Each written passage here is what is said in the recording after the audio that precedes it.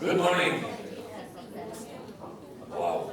Good morning, people. Good morning. Okay. Welcome to this session. For me, this is a fun session. We should have had the session just before lunch, actually. So we were going to lunch after that. But I hope all of you had some breakfast. We're going to be talking about food heritage in tourism. I have a bunch of foodies, appropriately, thank God for that, on the stage here. I want us to, first of all, have some fun. Because it's food, it can't be serious, right? So I want us to have some fun, but before we go and have fun, let me sort of make some introductions. Cornelius is here next to me from the Chinatown complex, the Hawkers Association. He has a family business, and that's his passion for food. So Cornelius is next to me. We have Elif, of course. Elif is famous from TGA. Yeah. Kind of. Kind of course, exactly. Right? I mean, she runs TGA. Everything that you see, you know, in the strides that Turkey has made when it comes to sustainability has been under her leadership. And of course, they're starting off an entire old program when it comes to food and standards for food. So we listen to her. We have Wei here from the Singapore tours. They're a tour operator. They do bespoke tours. And the interesting thing is, they do some nice pairing of tours with whiskey. I love that. Yeah, that's a sensible thing to do, right? I like it when somebody says, you know, we pair our food with whiskey, not just wine. The reviews are better when people are a little bit happier. Sounds good. And of course, we have Daren from Mauritius. Daren's another star. He's quite famous. The moment you talk Mauritius and tourism, Daren comes to mind. Because Mauritius has also made some phenomenal strides when it comes to sustainability in tourism. In terms of gearing the whole country up for certification, using their own internal resources. It's a case study in itself, much like Turkey. Yeah? So do you want to welcome the group here? Can you give a big hand? Thank you. Now I want to talk a little bit about food tourism before I hand over the stage to the panel. I'm guessing all of you are familiar with the GSTC criteria. We have the cultural pillar. Now, when the 2030 Agenda for Sustainable Development was put in place and the 17 Sustainable Development Goals were developed, environment, social and governance was the mantra, ESG, right? The whole world adopted ESG as the mantra. Tourism is perhaps the only sector where there's a fourth pillar, which is culture. No other sector carries a sustainability pillar like tourism does in terms of culture. Now, when we talk about culture, most people often think culture is monuments, history, which is true. I'm not saying all that is not part of culture. But food is a huge part of the cultural landscape, a huge part of the entire cultural experience that people look at. You can be in a bad hotel room, you give a guest phenomenal food, and everything is forgotten and forgiven. Right? We all know that, we experience that. Because food is our closest relationship to the world. Where we perceive the world through our eyes, our ears. But food, because we perceive it with our tongue, it's something that is so intimate and internalized, it's an important part. So I'm glad we're talking about food heritage in tourism. And it's something that needed to be spoken about, but more importantly, giving the focus for food beyond the cliche again, in terms of, you know, variety and all of that is what's more important. Now, we know that food is a carrier for local pride. It is a carrier for the authentic culture in every society. We also know that quality tourists appreciate good food. last night we were at a Chinese restaurant, Burak and I, and it was a very ordinary looking restaurant. When you look from outside, it was very ordinary. But the food we had yesterday, mind-boggling. I'm a fan of Chinese food, and in India we have a whole cuisine called Indian Chinese food. If any of the Chinese eat it, you'll probably kill yourself. But so be it, right? But this was astounding. It's probably the best Chinese food I have ever eaten. And I think Burak will also sort of testify for that. How did we get there? Because there was a Singaporean, Kevin, who took us there. And it's a restaurant that he's gone to for the last 20 years. And it's part of his life, it's part of his culture for him. He went there, of course, he knew everybody there, and he knew what to order. Even better, the waiter came, and the waiter just asked, what is it that these people will eat or won't eat, any allergies, and that's it. The waiter said, I will do this. Of course, we couldn't understand what he was saying, and the food came. I mean, that was the whole experience in itself, beyond just tasting the food. So food is such an important carrier of our culture. We need to start to pay more attention to what all it is that food contributes, beyond the nourishment, beyond the joy. How food contributes to maintaining the heritage of a place. So in the cultural aspects of tourism, in the GSTC criteria, we always say culture is important, we need to protect the culture.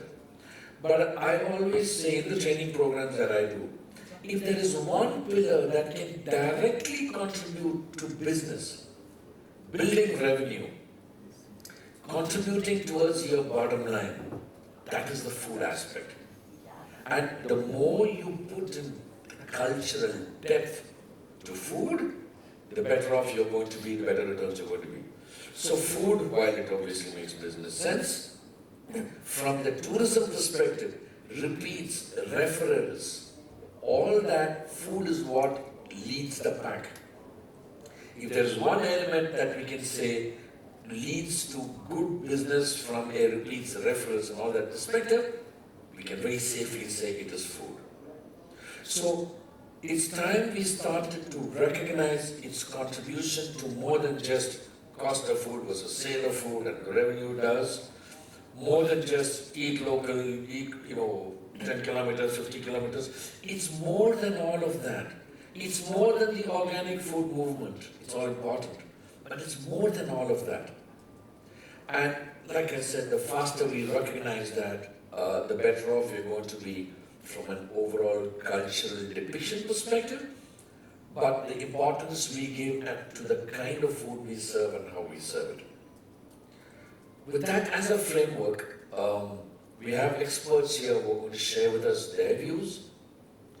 Now, what is going to be shared here is points that are meant to open your mind, in the sense that we don't want to necessarily arrive at any conclusions at the end of this panel discussion. But if this panel discussion can open all your minds to new possibilities, new ways of thinking, then I think the panel would have contributed what it needed to contribute to all of you. With that, let me ask our first speaker, Elif, to take the stage. Thank you, with pleasure.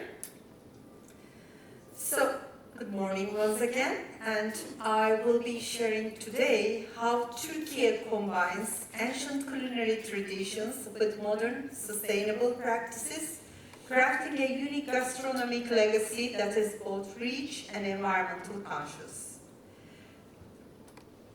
Turkey's culinary heritage has evolved by its geographic diversity and history, where each region has its own flavors, products, and ingredients that is affected by the climate and by the cultural influences of the regions.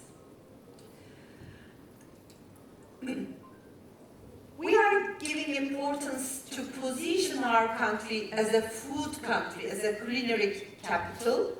So we have UNESCO gastronomy cities in 3 different regions of the country, in Mediterranean, in Eastern region, and also in the Aegean region. And we have also gastronomy elements, Turkish tea tradition, Turkish coffee tradition, and olive oil cultivating as also among the UNESCO heritage. Turkish cuisine is very well known all around the world. I think after McDonald's, Turkish döner is now kind of the second fast food all around the world, which is much healthier. But we are very much beyond that. Turkish cuisine, when you travel to Turkey, we have the vegetarian dishes as main course, not appetizers or side dishes. So there's a lot to discover. We are surrounded by sea. We have seafood and unique fish varieties.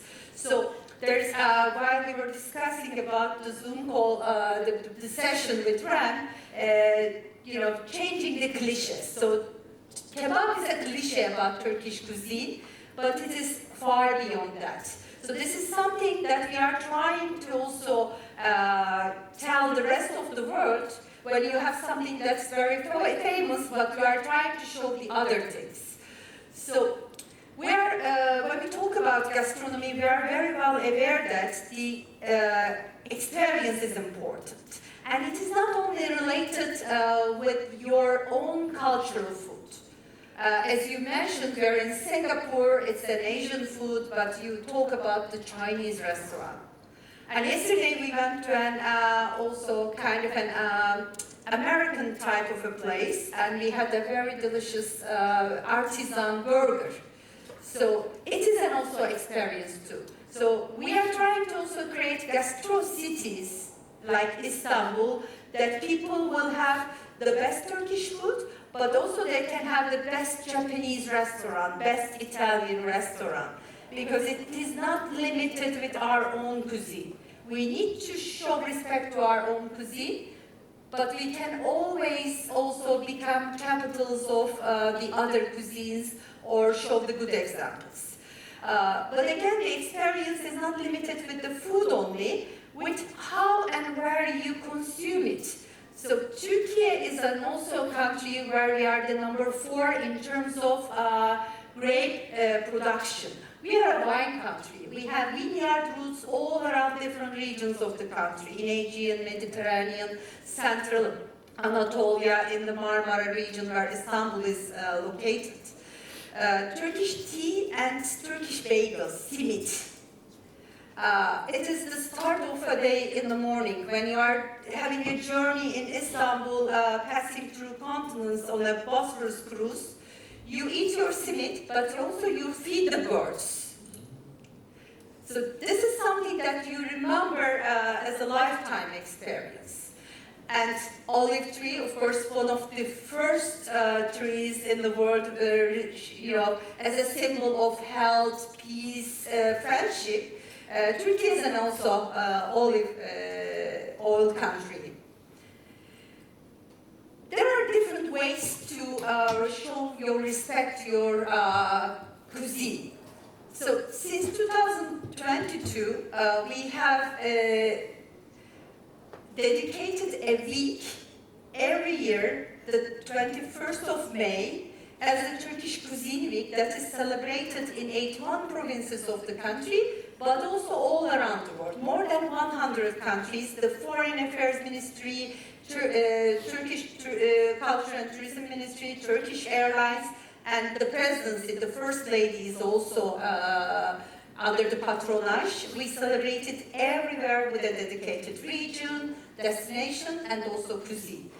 And Google has an also digital exhibition on gastronomy. So Turkey is among the few countries where there is a digital demonstration of Turkish cuisine. So if you are interested, you can download the Google Arts and Culture app and visit the Turkish cuisine exhibition, where you will see people, food, products, and destinations. So the best practices experiences are always important. When we were talking with Roy, general manager of GSTC, you all know, he's more famous than me. He was mentioning that while he was in Antalya last year during the GSTC conference, he had a gastronomy workshop, a food workshop, that he still remembers. So the hotels, the destinations have the experiences where you can test them on the street markets, the local cooking, harvesting. So those are really the experiences. And again, always we say that you can have a very good Turkish restaurant here. We have really good chefs all around the world now. In Dubai, we have famous chefs. In London, we have famous chefs. In New York, and so on. You can have a very good Turkish cuisine food. But the picture, the breakfast is from the mountains of the Black Sea, Rize, Trabzon, where you will have the breakfast from the local mother. And having the breeze of the the forest. And again, I was mentioning the simit experience by the Bosphorus, but also we are very famous with the street food, where you can have the fish and bread. So those are the things, because we are talking about not only, we are tourism people. We are trying to make people to travel for tourism, food tourism. So then they need to come to our destinations to have the best experience, which is connected with also the experience, not only with the food. And we are so proud to have Michelin Green restaurants, Green Star restaurants, and 3 of them are in the video, because this is what they are doing to highlight our cuisine, and this is very much related with our sustainable gastronomy efforts.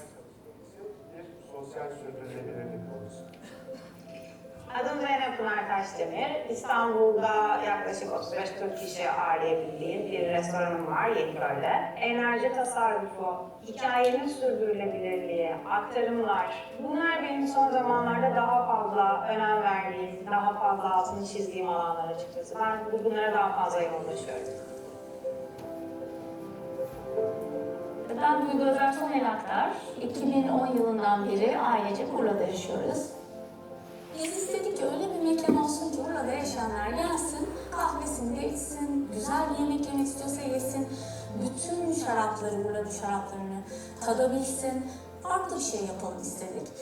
Bu yaratacağımız mutfağın adı da Yeni Urla Mutfağı olsun, merkezinde zeytinyağı olsun ve tüm ormandan getirdiğimiz doğadan toplama o bitkiler olsun.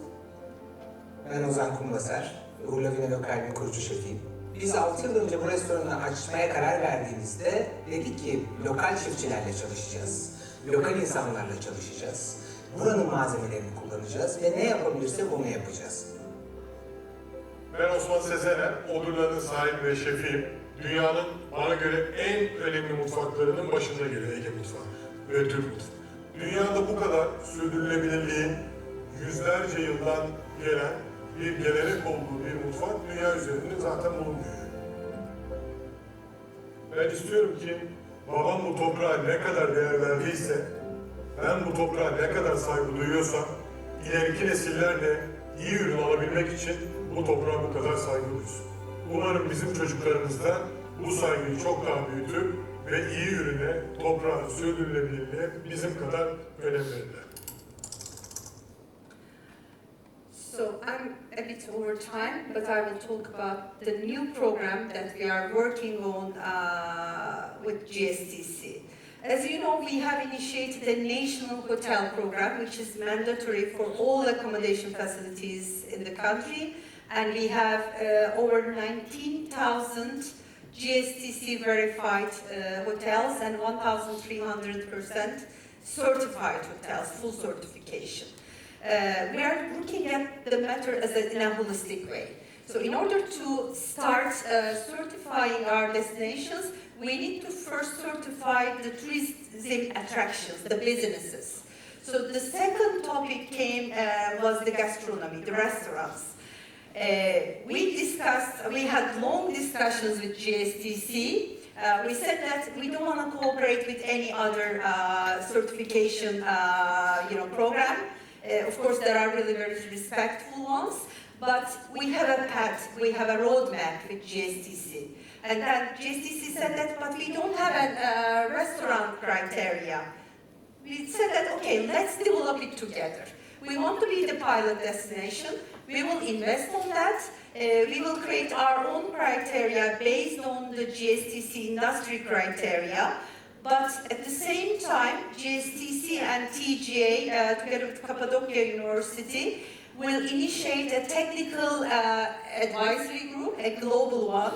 So it is still under establishment. And today there will be a workshop on the food criteria development. So we will start first. Our criteria is ready. We have done several pilot restaurant auditings together with the GSTC's accredited certification bodies. So in a couple of months' time, now we are working on the training side of the auditors. We will start the certification. And at the same time, GSTC and TGA will develop the criteria. And if there will be any change with the GSTC approved criteria, we will change our criteria, adopt it, and re-audit all the businesses, and then will be in line and align with GSTC itself. And during the question and answers, I can give more information about, because we have also again divided it into 2 tiers, stage 1 and 2. Before finishing, we love to be the pioneer. We love to be the first ones. It's coming from our, geography. And Göbekli Tepe, the first settlement of the humankind, there's 0 point in time. When we talk about history, it's 12,000 years. Pyramids are 6,000 years old, and Stonehenge is 7,000 years old. And it is the place where people first did the agriculture, harvesting, and settled, and gastronomy starts from also there.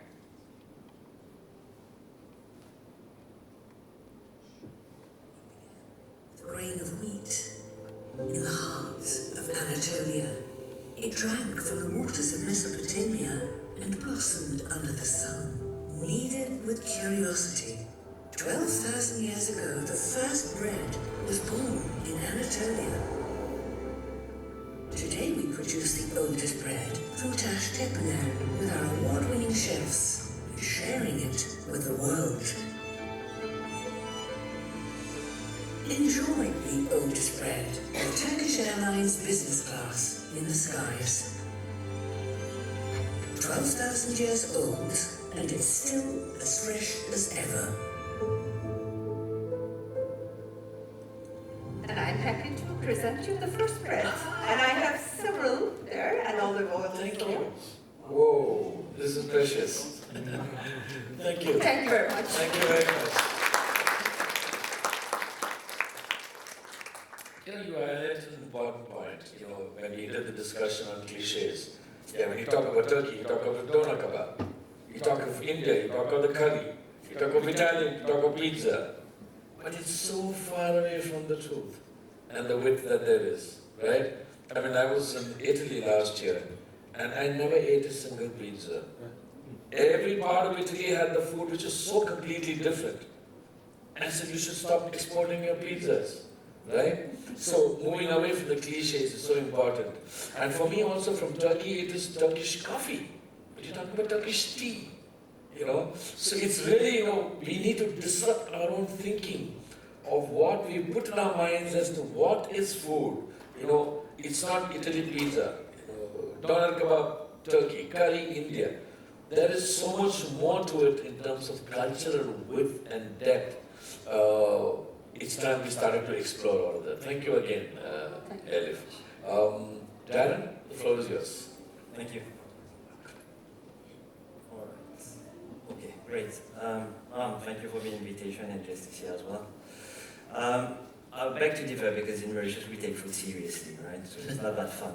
So, of course, with my job at the Tourism Authority and piloting the sustainable units of the Tourism Authority, I believe that food plays a very important role, not only for the locals, but also for the tourists and also for the industry as a whole.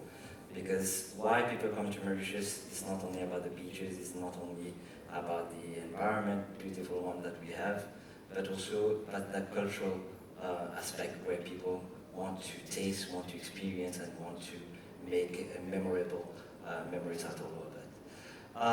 Well, Mauritius also is all about people. It's all about these different cultures that have come to Mauritius some years back.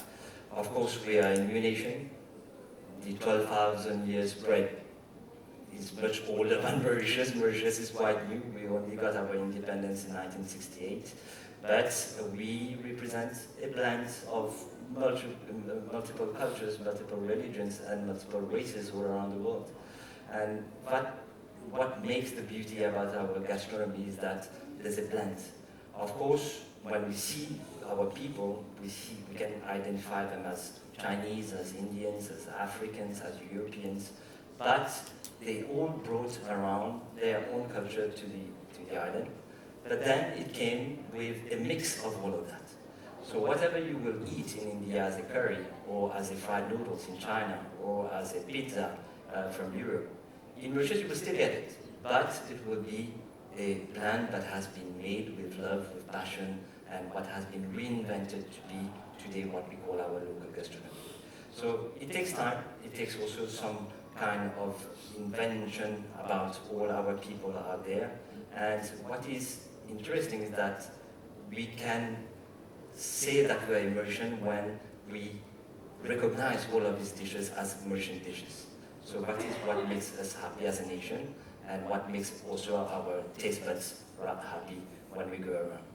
Of course, there has been some evolution in tourism, and we are a new nation, as I said, and we only got a fair amount of growth in tourism as from the 1980s. 1970s were the breakthrough into the industry, but we were not experienced, so we relied a lot on external expatriates coming to Mauritius to show us how we need to develop our tourism industry. And with that came as well the international chefs. So when they came in, but the fact was that they wanted and they made it a point that they wanted to use the local products that we have. And that was something that was very significant. And there has been a major development about our cuisine, where now we focus a lot about the farm to fork, the catch of the day, and whatever we try to develop and produce ourselves on our island.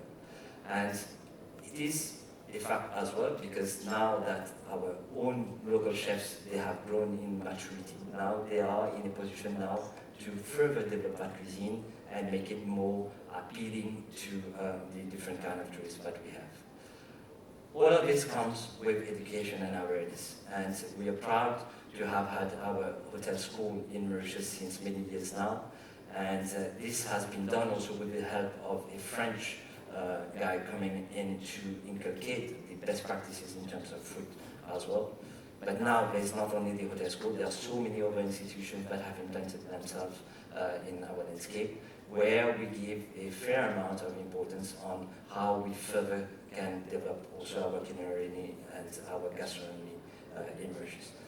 All of that also come also with our sustainability practices that we foster together with the industry, and whatever we have been doing in terms of our certification and how we are accompanying also the destination towards a green destination status by 2030.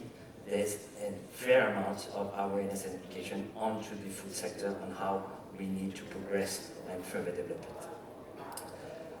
We do a lot of events in Mauritius also, so from the festival Bernard Loiseau, one of the great chefs around in France, where we pay particular attention on high gastronomy, right? So this is done on a yearly basis. But apart from that, we have also more cultural, more local, and more popular kind of festivals, like the Street Food Festival, the Chinatown Festival, We have also the rum festival. Mauritius is well famous for our rum because we produce a lot of sugarcane. And we do also with the shopping malls now, there's a kind of momentum together with the different ones where each month one of them are going to organize a kind of festival inviting many people around and celebrating our street food, our local culture on everything that we produce. Sustainability-wise, just a few slides onto what we are doing right now. So we spoke about the certification of a destination by 2030, and we are tying up with Green Destination onto that venture. But again, it involves a lot of how we are going to progress in our sustainable production and consumption, and how we are going also to put in the forefront our cultural aspects, including the gastronomy. We are also working together with the WTTC Hotel Sustainability Basic, because as much as the hotels, they are well equipped, they have the resources, they have all the investment required so that they can go for certification themselves. But we need to assist also the small and medium ones. And this is what we are doing at the Tourism Authority. And for this year, we are going to capacitate like 100 small and medium enterprises, the tourist residents and guest houses, onto the basics on how they need, on what they need to do in terms of criteria respect going forward to a certification. We have developed also at the Tourism Authority a platform which is called the Horizon.eco platform, which is available online as well, where we give that free of charge to our operators in Mauritius, where they can measure their sustainability impacts. So whatever they do in terms of responsible sourcing, whatever they do in terms of responsible consumption, whatever their outsourcing suppliers do together with them, they can report on that, and they can show also to their guests and to the authorities the amount and percentage of sourcing that they are doing locally in terms of food and beverage. Another one that we are looking forward as well is the Destination Zero Waste program. When we speak about food, of course, it comes along with a lot of waste. It comes along with a lot of packaging as well. So we want to make it a point that we can eliminate waste as far as we can, reduce where we cannot, and try to recycle and upcycle onto other kinds so that there's a diversion from our main landfill. So we are making focus onto that. We are training students with the eco schools. We are going into 32 eco schools, and we have a target of 900 students that we want to get on board as from a very young age. But apart from that, industry level, we are having workshops, we are having co-creation with the recyclers and upcyclers. Whatever is as waste, considered as waste from the hotels, from the tour operators, we want to create that bond together that there is no waste going to the landfills, but it is being taken up and then re-put into a circular economy. We are going to be one of the signatories of the Global Tourism Plastic Initiative, and this also concerns our restaurants and our hotels and all those that are in the food industry. And of course, when we train, we capacitate, we follow, we encourage, it is also time to recognize and acknowledge the operators. And for 2025, it will be our 4th edition of the Sustainable Tourism Awards, where we have the best sustainable restaurant, best sustainable hotels, but all focus are also put onto the gastronomy and the cultural aspect on how they are going to be developed. Well, there's not much that you can learn about Mauritius except that it is a blend of culture and that we respect all cultures that have come to Mauritius and try to be innovative enough so that we can make it a typical kind of experience for everyone coming to our island. I won't be too much, my time is over as well, so thank you very much and for your training. Nice. And I believe at the back of the room, before you all go, you're going to have some Mauritius rum. Am I right? That would be great. Elif gave me bread from her country. Least you can do is give all of us a bottle of rum. Daren, next time? Next time, I will bring my luggage. No, but thank you. You know, you hit upon a very important point of blending. You know, how do we blend cultures when it comes to food? Right? You know, when I go to the UK, because my kids live there, lots of times people tell me, oh, you don't want to eat the curry here, you know, it's not the English make it, it won't be like what you make it in India. But I always say no. If the curry has been transformed in the UK to the palate of the people in the UK, so be it. It's like when I tried to make, pesto the first time, I was hunting the whole of Bangalore for pine seeds because the original recipe says it's got to be pine seeds. Then when I was in Italy, I spoke to a few chefs and I said, no, I can't get pine seeds. Can I use cashew nut? He said, of course. Use whatever nuts you want. It's not written in the 10 Commandments you've got to use any pine seeds, right? So much so, you're right, the way we blend foods, blend cultures into our foods is so much more important than trying to be Puritan about food. Trying to be Puritan and say, this is the way, otherwise, it's not the correct kind of food. So, we're all waiting to come to Mauritius to experience that blend. Thank you again, Daren. We'll move to Cornelius now. Tell us about your journey. Ladies and gentlemen, welcome to Singapore. Welcome to GSTC Singapore 2024. My name is Cornelius Tan, and I'm the president of Chinatown Complex Hawkers Association. Today I'm very honored to be invited by Singapore Tourism Board to be in this panel to share with all of you what our UNESCO culture, our hawker culture, is all about. How many of you have been to Chinatown Complex? Wow, a good handful of hands. We are waiting for you to take us. Sure, that's good. So, this is Chinatown Complex, a very colorful building situated in Smith Street in Chinatown Precinct. So what is so special about Chinatown Complex? We came from the streets. And what is our hawker culture? Hawkers are Singaporeans or PRs. We are only Singaporeans or PRs are entitled to rent a stall from NEA to run our businesses in the hawker center. So this is preserved for Singaporeans only.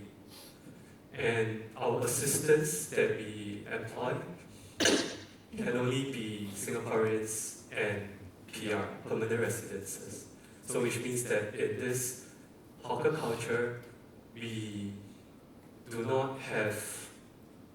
are unable to engage foreign laborers or foreigners. In Chinatown Complex, we have 3 levels. So in the basement, there's actually a wet market. In level 1, we have sundry level, and on the second level, that is our cooked food level.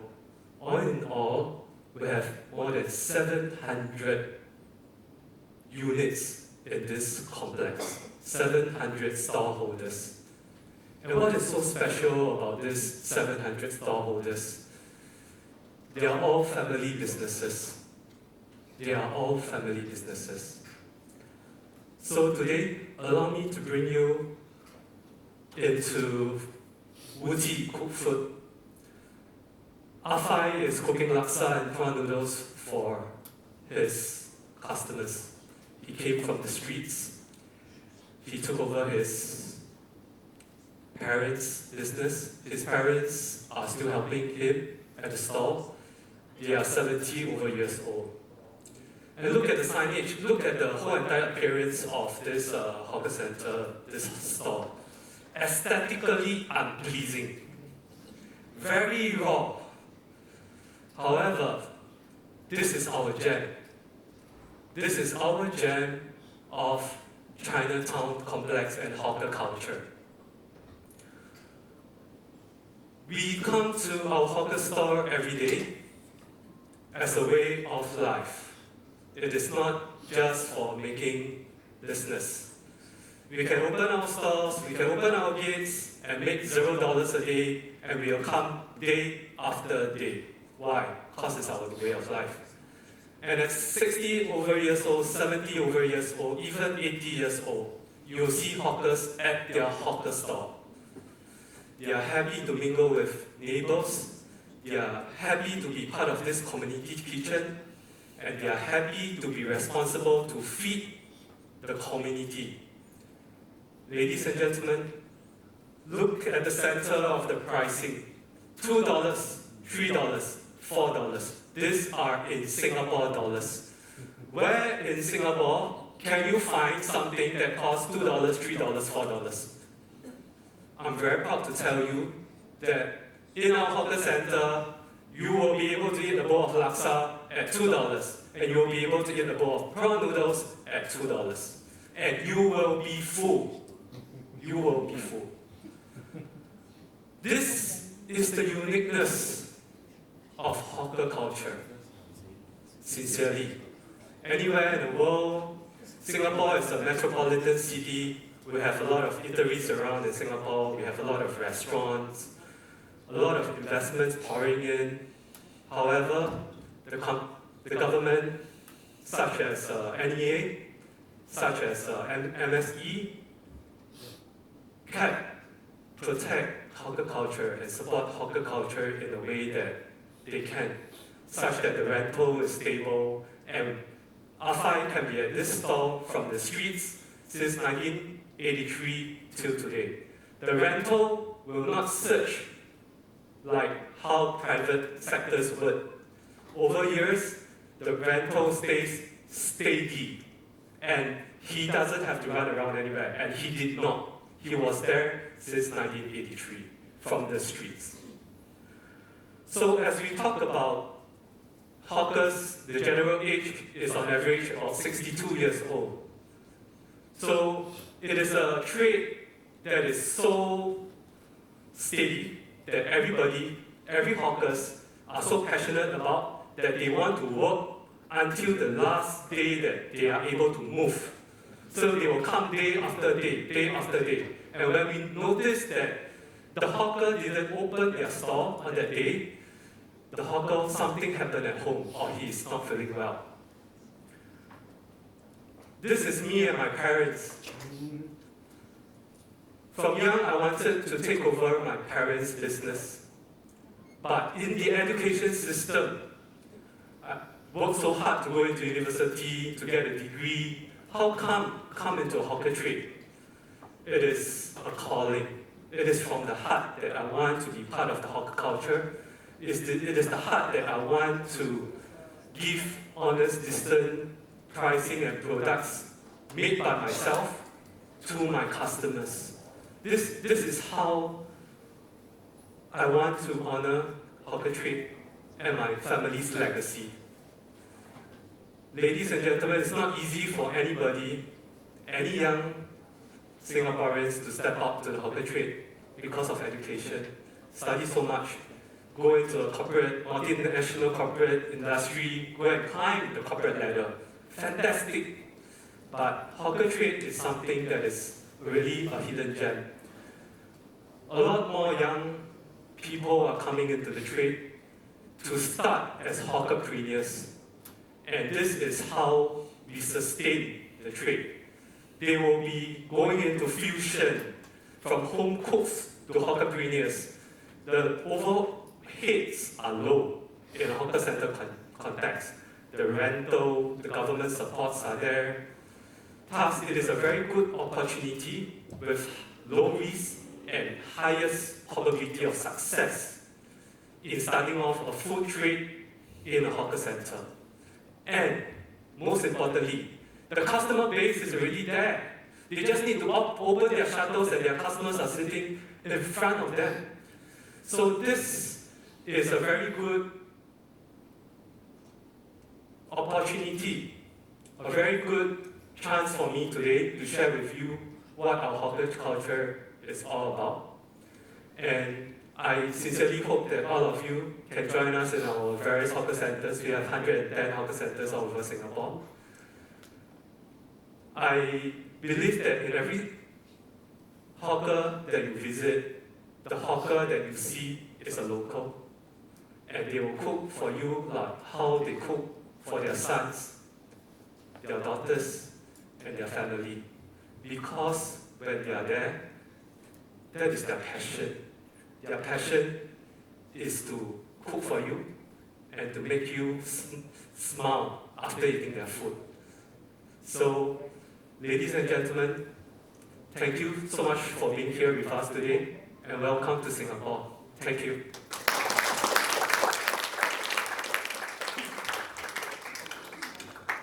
You certainly put a smile on our face. You certainly did. I mean, this is the beauty about food, right? The emotional connect. We always say food is just meant to be something that nourishes our body. But the nourishment that food does for our soul, I think, is far, far, far more of value than just the nourishment, for our body. And when food is cooked from the heart, like you rightly said, in the hawker center, that is true food, because it does everything for you, and importantly puts a smile on your face. Yes. And thank you for that. Thank you. Let's move on to you, Wei. All right. Hi, good morning everyone. Welcome to Singapore as well. My name is Wei. We are a tour operator in Singapore. So I'm going to bring things down to a much more micro level about what it means for food, heritage, and tourism from the perspective of a small business operator here. So, and first off, of course, one of the big things for us is that Singapore's hawker culture is recognized as an intangible UNESCO World Heritage. So what exactly does that mean, right? So for us, one of the more problematic headlines that came out from this was that National Geographic say that Singapore's street food is recognized as an intangible UNESCO World Heritage. So problematic because street food is all around. I think, as Ram mentioned, we have street food all around the world. It tells you a lot more about our culture, about our people. Give us a slice of life of what each country is about. So what makes us our hawker stores a UNESCO Intangible World Heritage. So indulge me a little bit. I'm going to give you a bit of history, a bit of background, so that I can tell you what hawker is all about. So first thing, the word hawker refers to people who come out on the street and sell their food on the streets. So back then the English say that they are hawking the food, so technically they are hawkers. And back then people can start a business literally with one bamboo stick, 2 baskets, some bowls. You come out, you sell your food, you do not need to pay a rental, you set up whenever you want to, and then you sell your food. So that's the origin of hawkers. Problem with this is that I don't think my policymakers appreciate hawkers like this a lot, because everyone is very mobile, nobody pays rental, nobody controls hygiene, nobody controls cleanliness, everything tastes like chicken. So if any of them tell me they're selling me chicken, I technically only have their word for it. So we started building big centers that we call hawker centers. So that's the background of hawker centers in Singapore. And this is Maxwell Food Center, one of the more popular ones in Chinatown as well. And Singaporeans are spoiled for choice. Like Cornelius mentioned, we have more than 100 of them all around the world. So most of us are living within walking distance of a hawker store. Hawker center, typically most of them have more than 50 stores. When you go inside hawker centers, you are overwhelmed by the amount of stimuli that comes everywhere around you. But like I mentioned, you do get to experience a bit of Singapore culture, Singapore life. So if any of you has been inside a hawker center yet, I'm going to teach you one little Singapore trick that we call chop. So when you go inside a hawker center, you might see people leaving their packets of tissues on the table. So for us, it's an unofficial way of reserving the seats, because most of the stores are self-serviced, and when I buy myself a hot bowl of soup, when I'm there alone, I don't look for a seat in a hawker center. So for us, if you see a packet of tissue on the table, do not sit down, do not take the tissue to wipe your mouth. There will likely be a slightly angry Singaporean behind you in a little bit, right? So I'm going to use this, so for Singaporeans today, that we choke our seats. And I'm going to shoehorn this into my main points. So like I say, from a perspective of a tour operator here, I'm going to use hawker to talk about culture, about heritage. We'll talk about opportunities, about policies, and then more importantly for tour operators, it's always about the experience, what our guests take away from it. So culturally, Singapore is also, like Mauritius, a multicultural, multi-racial society. We are a country of immigrants. And if you go inside a hawker center, 100 stores, you can see different ethnic groups represented. Tables are shared, so you see people from different faiths, different cultures, different races sitting together. So for me, I say that that's one of the more happy part of being in Singapore hawker centres. And on the tables, like Cornelius mentioned, food is not too expensive, typically affordable. And we always say that our eyes are bigger than our stomach. So we'll buy lots of different food. So a spread like that on the table is not uncommon. So you get to see different cuisines on the table, and we do mix the different cuisines together. Sometimes it can be a bit sacrilegious because I literally just had a butter chicken doner kebab 2 days ago at a hawker center. So for us, the different cultures coming together, we get to mix all these different influences. But hawker is very much about heritage as well. So like Cornelius so passionately mentioned about many family businesses, everything is handmade, everything is made from the heart. And for us, beyond that, there's also this very ritual, this very cultural element to it. So there are certain food that we have that has deep cultural meanings. Some of it we use for like rituals. There are some food that I eat every single birthday that I have. Whenever there's a new child born in the family, there's certain food that we will have for that occasion, and for festivals, there are food that we will have. So it is very much a part of Singapore heritage, and for us, we try to bring that to the forefront when it comes to our tour experiences, which can be a bit of a problem. So I'm sure Cornelius will bring it up a lot as well. Succession is a problem. Statistically today, I have more hawkers that are above 50 years old than there are below 50 years old. Legacy is a problem. There are people, and rental is a problem. Not having foreign workforce is also a problem. So we started seeing a lot of our old stores being shut down over the years, stores with 80, 90 years of history. So for us, we are losing a lot over the years. And no two ways about it, Singapore is a culinary destination. I cannot say, if you come to Singapore, just come for our hawker food, because we have so much more offerings. Like Turkey, like Mauritius, having so much culture coming together, being a cosmopolitan city. We do have a lot of very, very good Michelin-star restaurants that I highly recommend people to go to. Most people are in Singapore for 3.8 days. I think statistically that's my tourism board numbers. You can only fit so many meals in there. So there is this competition for attention, competition for stomach space. Even for my younger people, my nieces, my nephews, they're exposed to international food. They prefer cheesecake over what? Our traditional food, ang ku kueh. So there's constant competition. So there is a bit of challenge in that as well. So where do we come into the picture, right? So hawker food today does bring a lot of opportunities. So I think that we're starting slowly to start seeing it being recognized. So on the screen, you see hawker culture being featured in movies like Crazy Rich Asians. Netflix did a series called Street Food. Some of our hawker stores are recognized. And we have like a really renowned chef like Chef Anthony Bourdain, Chef Gordon Ramsay coming to Singapore and showcasing like really, really tiny mom and pop stores in the middle of 100 store hawker centers.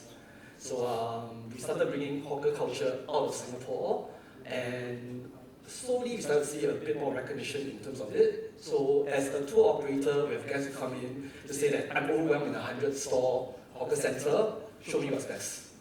So, and we cannot talk about hawker without talking about policies. So it's an opportune moment because the last 2 days in Parliament, there was debate about what's the next step forward as well. And hawkerpreneurs, Cornelius touched a bit more about it, but there's also assurance in terms of policy of how clean a store is. So you have this A, B, C, D. So even in a vacuum, you know that when you walk away from the hawker store, if you go for A's and B's, your stomach is safe. For C's, I'll say that if you have a long bus right ahead of you or a long plane right ahead of you, maybe just avoid them. And then D's are almost not found in Singapore anymore. And then there's also track records of how we certify it. So there's a bit of assurance in terms of very practical show and tell. So for us as tour operators, we use it to showcase experiences. And for me, hawker culture is very much like a paint. So it's our open canvas. So we use that to talk about all the different kinds of cultures that we talked about early on. We've brought Michelin star chef on hawker tours. We've brought like individuals, groups on hawker tours. And we get to showcase different parts of it. So for us as tour operators, P&L is still a very, very big thing. But there's also this responsibility to showcase our culture. So my guides and I just had a big get powwow together. So these are some of the questions we have been asking about what is our role in hawker culture. So I think for this group, international group, I think one of the things which is a little bit more relevant is that what role do we see in the food preserving the local culture? So beyond just paid experience, beyond just bring people there, is there any role we play to be able to highlight a bit of our hawker culture? So maybe something you all can think about as well. And that's the last of my slides. So thanks for indulging me. And then I'm going to hand this back to Ram so that he can comments the panel. Yeah. Thank you. Yeah, it's interesting how you are trying to, in a way, codify it, right? To ensure that hygiene is maintained. There's some amount of order in what is meant to be a very disorderly business, right? Two homes don't cook the same way. And that's the beauty about the Hawker Center and your tours, trying to codify it. So that's where I think, the world is going to have challenges. So in fact, Elif, my question is to you. Now we've seen how in Singapore, the hawkers market, the hawker centers, the hawker food, they're trying to put a policy to it to bring some order for hygiene and fundamental stuff. Now, in your food criteria that's being developed along with GSTC, do you see the danger of, when we develop this criteria, that we might come in the way of actual creativity and the variety, and it'll become almost like a cookie-cutter approach, where you walk into a McDonald's, anywhere in the world, you know exactly what is where, right? The food is stable, you're not going to get any surprises. But when it comes to local food, heritage, customs, people, the whole idea is inconsistency is what sort of draws you there because of the variety. So when we do criteria and codification, since you're on the starting step in Turkey, do you see that coming in the way of creativity and truly bringing the culture out? Or do you think it might snuff it? What do you think? It is actually in the core of it, because, the GSTC industry criteria. Before we started cooperating with GSTC for also our national hotel program, we have worked on several other existing programs. And some of them are more likely telling you what to do. But GSTC is putting a roadmap, path. You need to become more sustainable. You need to do what you are doing in a better way. And you need to definitely recognize your people, your culture, your local, environment. Not only the eco or, environment-friendly things, but the culture, the history, and everything. So when we worked on the hotel indicators, it was really very much important to us. Of course, we want to create a global standard connect our tourism facilities with the global standards. It has to be something measurable. Especially with the green and environmental issues, it is really, very important and becoming more and more important. But we wanted to also find a way to also further develop the local, creativeness and respect of the hotels. And the same applies with restaurants. So when we worked on the criteria, we have the pillars. So of course the environmental responsibility is important. From the resource management to waste management, energy conservation. We have the management, because usually the restaurants are small properties. Not all of them are green Michelin star facilities. So the street food, the local, taste places are also very, common and popular in Turkey. So they are not people who are eligible to write and create management systems. So this is actually the biggest challenge. After doing the pilot auditings, we have gone to the chain restaurants, we went to the Michelin star restaurants, but also we went to the small kebab places. And we have seen that they have some areas that they are far beyond, but there are some areas that they need training, they need education. So actually we see that this program will not only help us to certify the restaurants in terms of environmental practices, but also help us to also teach and tell the businesses how many % you are doing local purchasing. Which geographical indicator, products you are using, which local cuisine tastes you have in your cuisine. Of course, it can be an Italian restaurant in Izmir, so we cannot tell them to do Turkish food, but we are asking them to use a Turkish ingredient or prepare an Italian dish with a Turkish cheese. So they need to find an also way to merge, to create a blend them. So it is really at the core. So we believe that, of course, we are trying to achieve sustainability goals. The carbon, zero tourism. We are trying to create a destination that is carbon zero. But also we are trying to, with our hotel program, with our restaurant program, to also elevate the local, production, local cuisine respect, and creating awareness for the traditions, the cuisines, because it is in small regions, it's a challenge. Because in small regions where tourism is not the #1 thing, people do not eat the local food outside. It is their mothers, their wives, their grandparents are cooking it. If I go as a person to that city, I always ask, we have city provincial tourism development program.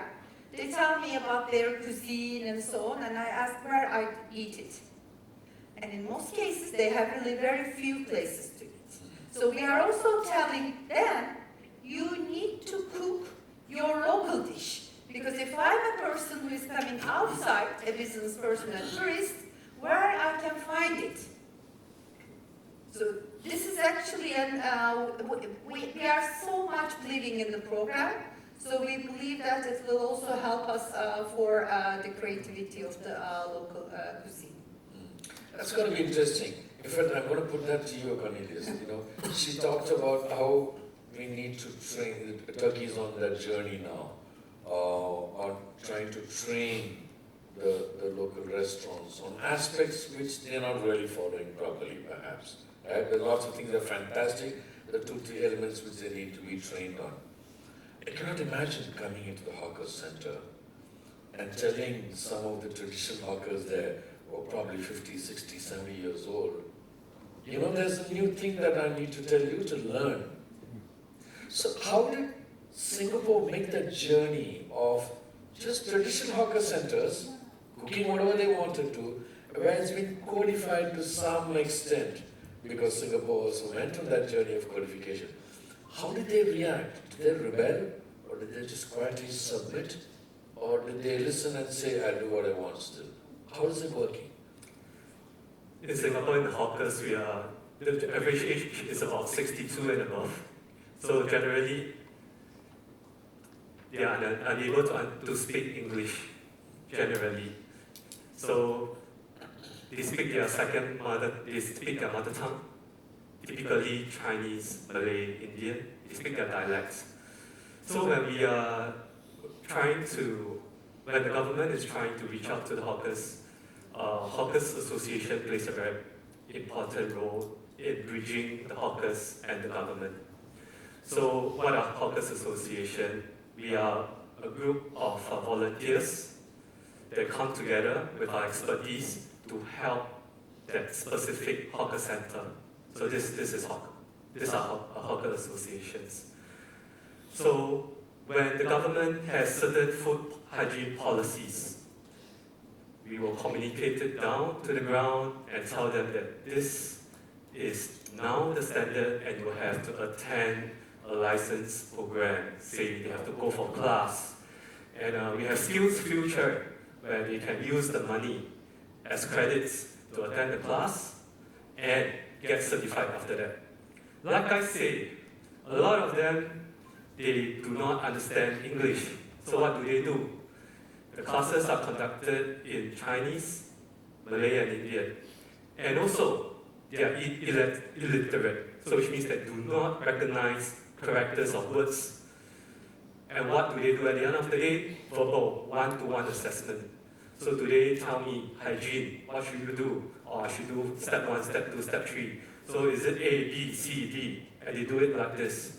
So at the end of the day, all hawkers have successfully gotten their license and they have meet the minimum policy requirement to run their own hawker and hawker stalls.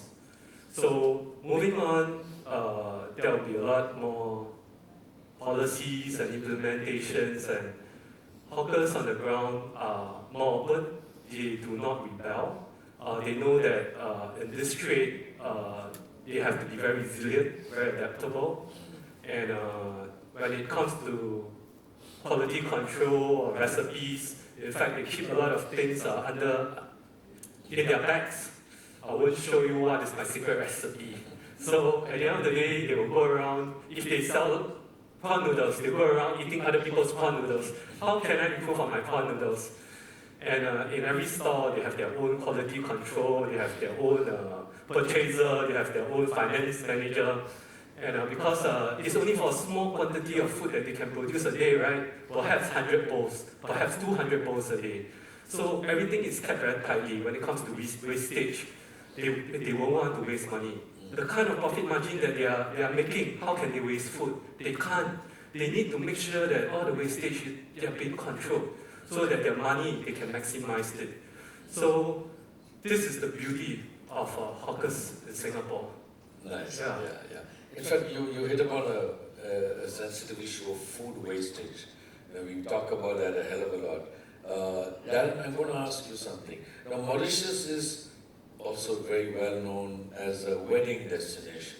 I think lots of Indians come there to have these big Indian weddings, right? And when we talk about these huge Indian weddings, of course the food is fantastic, but there's a lot of food wastage.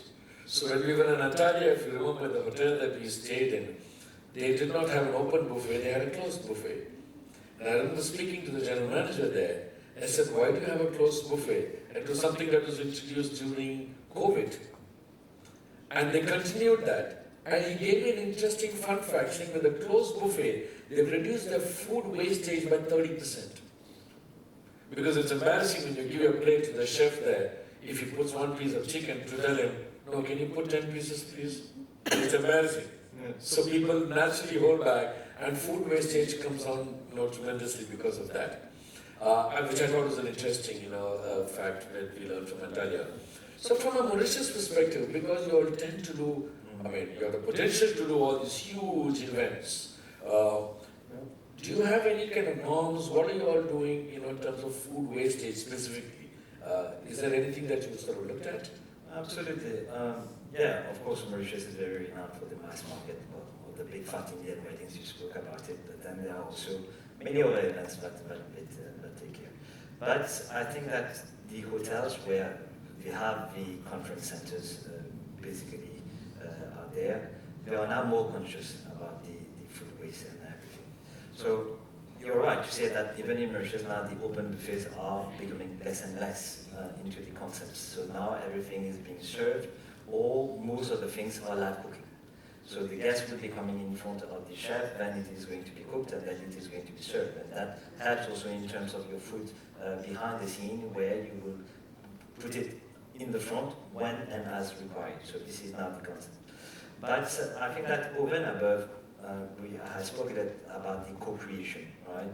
I think that Mauritius, being a small island, of course we import a lot of our stuff.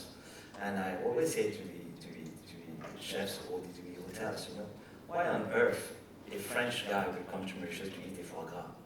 Or why would I go to India and look for Mauritian food? So I would be looking for the typical food that are produced out there.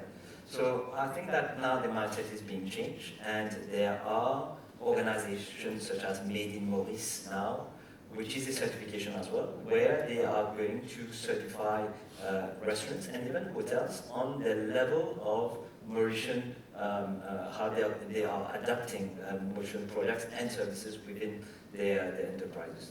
So this is in terms of percentages. So if they are up more than 60% of local products that they use in their kitchens and they use in their restaurants, then they can get to that certification of Made in Maurice, which is interesting.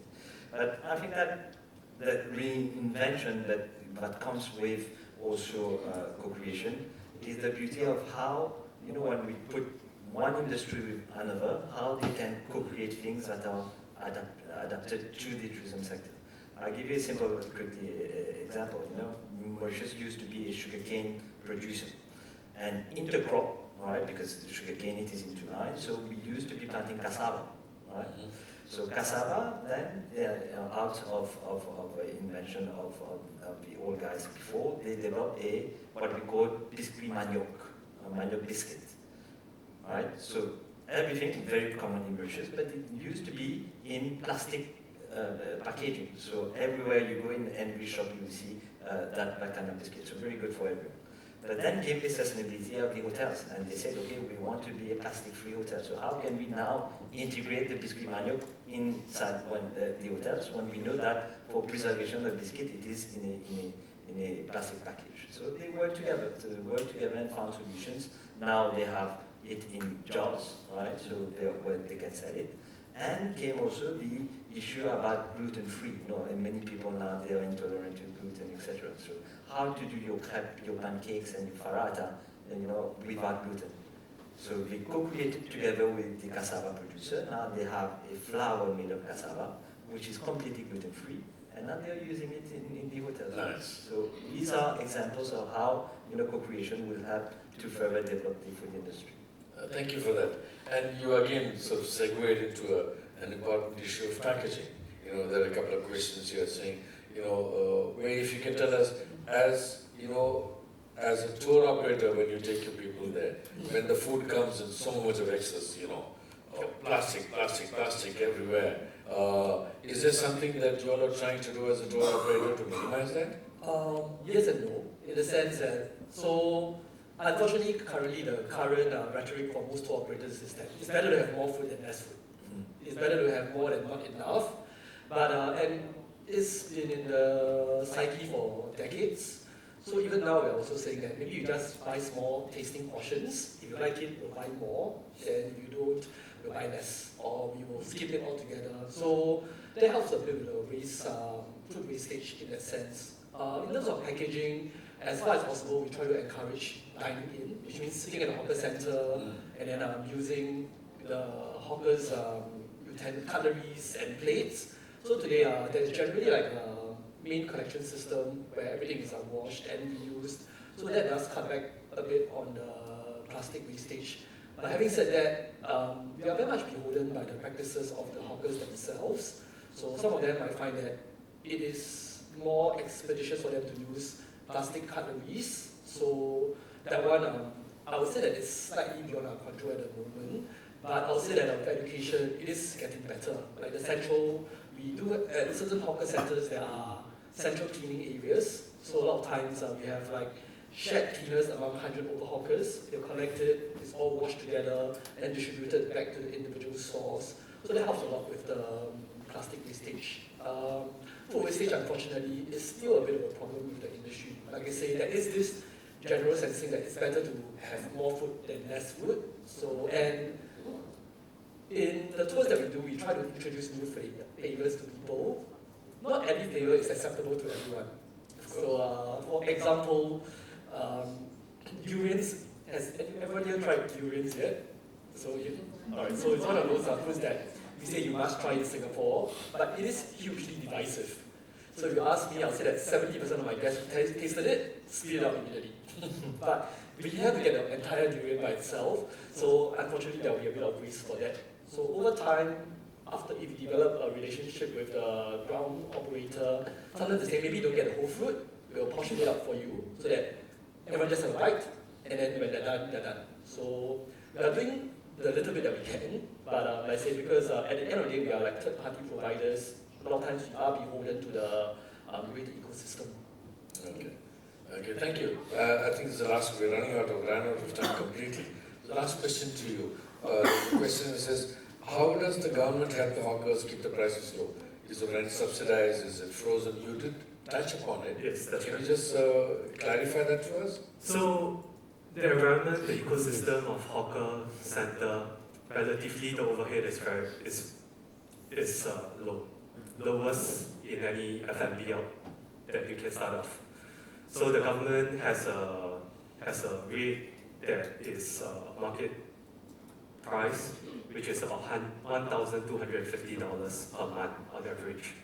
So this kind of price is almost impossible to find any eatery outside to rent a kitchen space to cook at that price. So that is one of the main help that is being rendered. So on top of this, because we have NEA, the National Environment Agency, that is overseeing all the hawker centers. Everything is in their purview. Their place managers are around every day. So when it comes to issues and inflations and rising costs, hawkers will then gather together to fight the cost of inflation. In the very beginning phase, typically cutting their profits is one of the things that they will do, just to make sure that consumers do not feel that kind of stress. So we still see that a lot of community spirit is in there to feed the community. So this is one way that hawkers kept their price that manner for so many decades. Okay. Excellent, thank you. We run out of time completely. So as I thank my panel, what I want all of us to take away is food, heritage, culture. We've spoken about all that, right? I hope you take all that away from. But more importantly, I always tell people, food is what keeps you alive. Not just your body, your spirit, right? The person that you are, that is kept alive by food. So I always tell people, the next time you're going to eat a bowl of food, pause for a minute. Okay, not a minute. Pause for a few seconds at least to acknowledge that food is going to now light that little fire inside you to keep your spirit alive. That's what food is all about. And when you mix that with expressions of culture, heritage, emotion, passion, food is more than just food, right? And that's what I'd like all of us to take away from this panel. Thank you again to my wonderful panel, and thank you to our